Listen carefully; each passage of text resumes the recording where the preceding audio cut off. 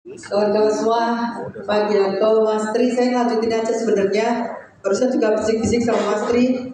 Masalah yang paling banyak ditemukan untuk kelapa sawit, saya kira bukan hanya LSM, LSM juga bikin studi di beberapa tempat. Tapi saya kira kita bisa melihat misalnya komplainnya ke RSPO. Kemarin juga saya barusan berkunjung ke salah satu perusahaan sawit di Papua, bukan Elsam. Kebetulan saya ada kesempatan untuk melihat dari dekat. Yang paling banyak, nanti Mas Tri kalau ada yang salah, tolong saya dikoreksi. Banyak sekali masalah itu tadi sebutkan Mas Tri itu lahan. Lahan itu banyak banget. Mungkin karena soal kompleksitas, kalau di Indonesia itu kadang ada kompleksitas regulasi ya. Ada begitu banyak lahan sawit itu memang berkaitan dengan lahan dari kelompok masyarakat, utamanya masyarakat adat. Yang memang secara regulasi di Indonesia itu ada problem karena hak-hak komunal dari masyarakat adat itu memang ada masalah di tingkat regulasi dari sisi perlindungannya, kira-kira gitu, rekognisinya. Itu bermasalah pertama, sehingga tadi misalnya disebutkan itu banyak jangan masuk ke komplain ke RSPO, masuk juga ke Komnas HAM. Itu ada Mas Ono. Pengaduan ke Komnas HAM itu Ibu Bapak paling banyak itu korporasi, sudah di 10 tahun terakhir kalau nggak salah ya Mas Ono ya. Yang paling banyak itu kebun dan kedua tambang. Untuk dua pengaduan kebun dan tambang sektornya itu yang paling banyak salah satunya adalah soal sengketa lahan. Nah yang kedua tentu adalah soal kalau untuk kelapa sawit itu yang juga sangat bermasalah itu adalah soal upah buruh. Jadi masih ada beberapa perusahaan sawit di Indonesia, mungkin bukan anggota RSPO, tetapi masih ada beberapa praktek yaitu buruh harian lepas. Nah kalau kita ngomongin buruh harian lepas, Mas Surya, Bapak sekalian, itu upahnya harian, nggak terdokumentasi. Kalau kita mau ke Kemenaker itu pasti nggak tercatat.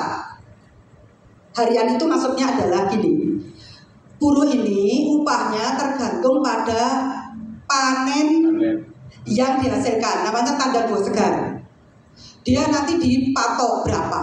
Ada buruh ini mati-matian dia untuk sampai ke situ. Nah di situ pula prakteknya istri anak kadang-kadang bantuin.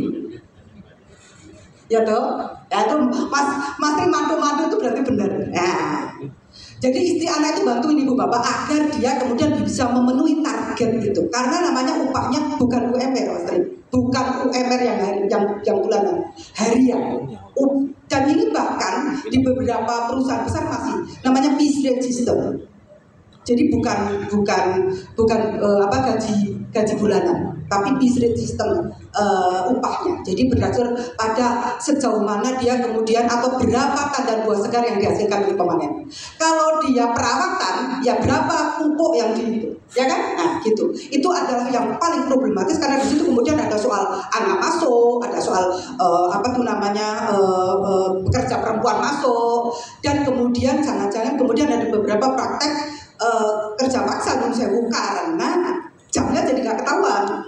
Kalau Mas Surya kerjanya, kalau kita kerjanya 8 jam, kalau sudah buruh harian lepas itu bisa kerjanya berjam-jam, kira-kira begitu. Jadi itu yang sangat problematis selain pada beberapa hal yang lain. Misalnya soal lingkungan ada, iya, karena kemudian mereka membuang limbah, ada soal pencemaran sungai, ada beberapa praktek soal yang lain. Tetapi yang sangat problematis itu soal lahan dan soal upah, soal buruh itu yang sangat itu. Mungkin di perusahaan intinya tidak, tetapi nanti kita bisa kelacak nanti di supply chain-nya. Jadi yang kemudian bisa memasok itu yang sangat problematis yang ditemukan oleh Elsam dan saya kira juga dikonfirmasi mungkin oleh studi-studi yang lain. Nah, saya ingin nambahin sedikit berkaitan dengan soal standar keberlanjutan. Bagi kami masyarakat sipil, mengapa kemudian standarisasi keberlanjutan itu penting? Di tengah landscape ekonomi yang berubah, yang katanya Bu Sri Mulyani, ilmu ekonomi di universitas tidak bisa menjawabnya itu, ya begitu bukan beliau. Tetapi bagi kami, di mana seluruh mungkin sekarang landscape berubah, di mana poros ekonomi berubah.